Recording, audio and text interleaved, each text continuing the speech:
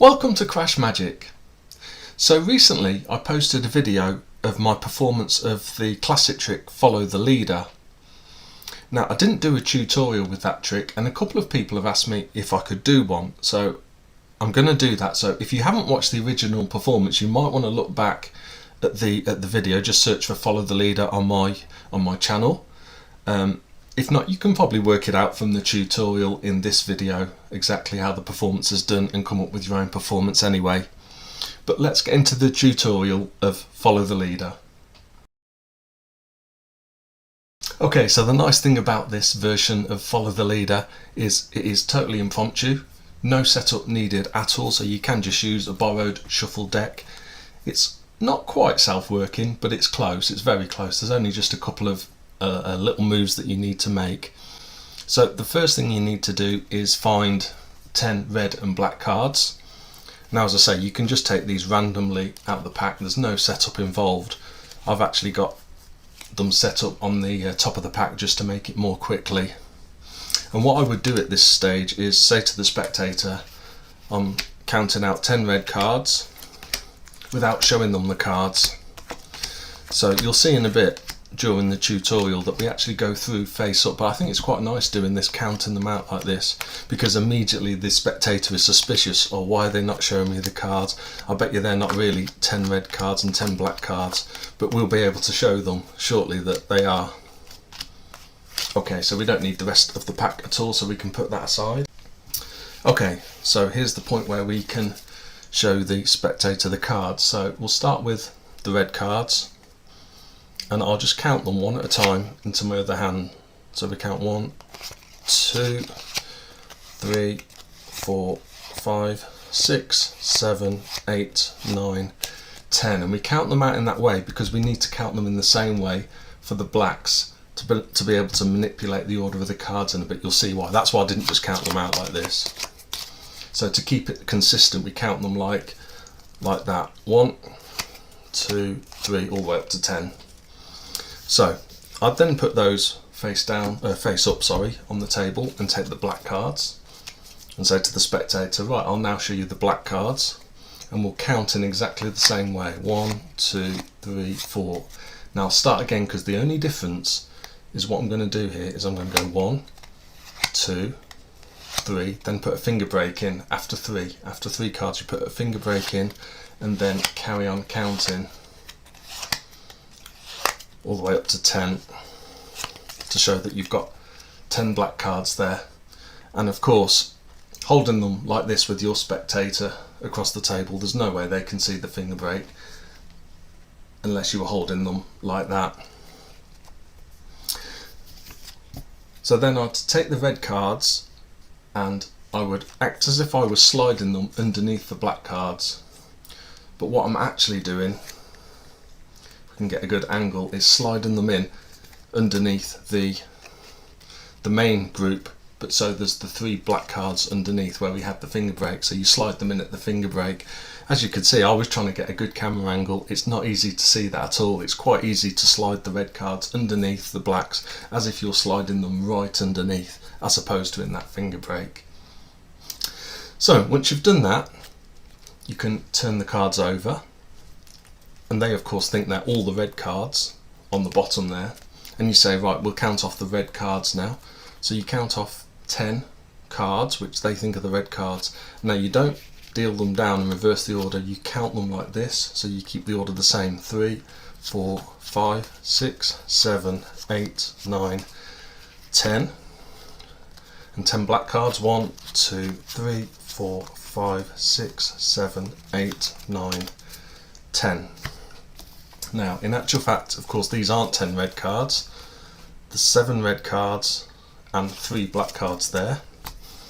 And here, of course, we have the opposite, 7 black cards and 3 red cards. Okay, so at this point, we are now going to pick a leader for our red pack, as the spectator thinks it is, and the black pack.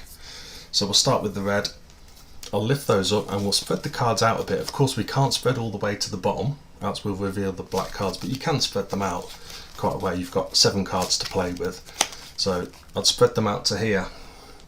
Now what we're intending to do here at the same time as selecting a leader, we're going to shift 3 cards to the bottom of our pile. So the way I'd normally do this is spread off, which of course shows the spectators that these are seemingly all red cards as long as we don't show the bottom. And I'll take off 4 cards, put the rest of the reds face down, and then choose one of those cards to be the leader. So I could say, oh, we'll choose the Queen, and put the other 3 on top. Okay, same again with the blacks now. We pick the blacks up, spread them, but not too far, down to the bottom. Take off 4 cards, put the rest of the blacks face down, and say we'll choose a leader. Oh, we'll choose the ace, that's the obvious leader for that one, for instance. Take the other 3 black cards and put them on top. So if we have a look what that's done now, so we've now got, in the blacks pile, we've got 3 blacks, 3 reds and 3 blacks, and likewise in the reds pile we've got the 3 blacks in the middle surrounded by 3 reds either side. So now we're ready to go into our performance really of the following the leader. So of course you can make this performance as great as you like, and there's all sorts of things you can do. So you might start with explaining how the cards follow the leader, and you know, the red pile's here, the black pile's here, and we could turn over all these cards. But of course that's not very interesting, so we'll switch the leader to the other side and watch how the cards follow. Now again, of course you can do all sorts of things here. You can switch the cards opposites. So if you switch those both diagonals, then that basically leaves everything in the same place and we can still turn over. So you've just got to remember that you've got 3 cards to turn over, then you need to do a switch, another 3, switch again, and another 3. So now of course we are out of sync here, so this is again where we'd say, again, if we switch the leaders, watch how the cards also switch position as well. And again, you can do all sorts of manipulations of moving the cards around.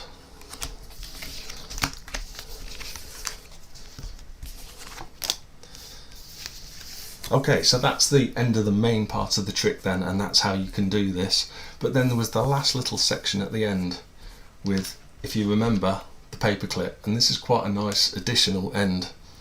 So once you've done this, you can say, let's try something else. Take one of the reds and one of the blacks. So if you've got the black pile here and the red pile here, then take the cards like that as well and keep them in the same orientation. So you've got your black card next to the black pile, red card next to the red pile.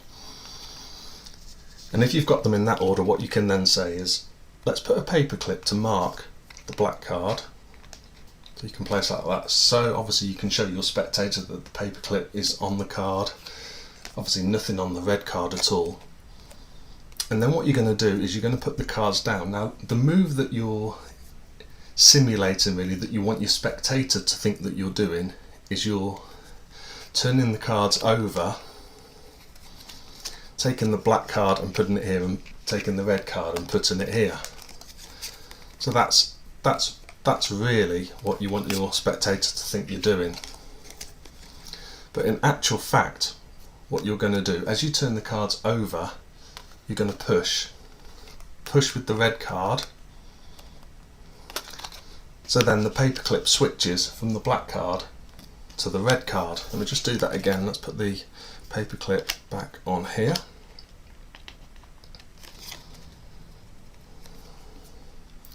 So as you turn the cards over, you push the red card.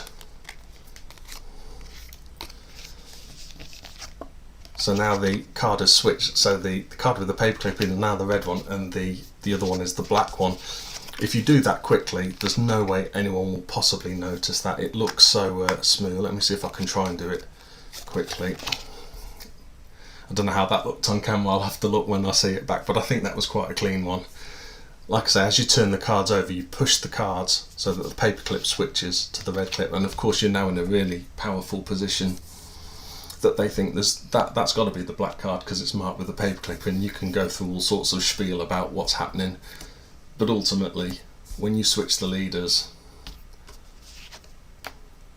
the red card switches with the leader with the paper clip. Well, I hope that tutorial was useful, and yeah, you enjoyed playing around with this one. Well, that's the end of this video. If you liked it, please like it and subscribe. If you've got any comments, leave them down below, and see you soon.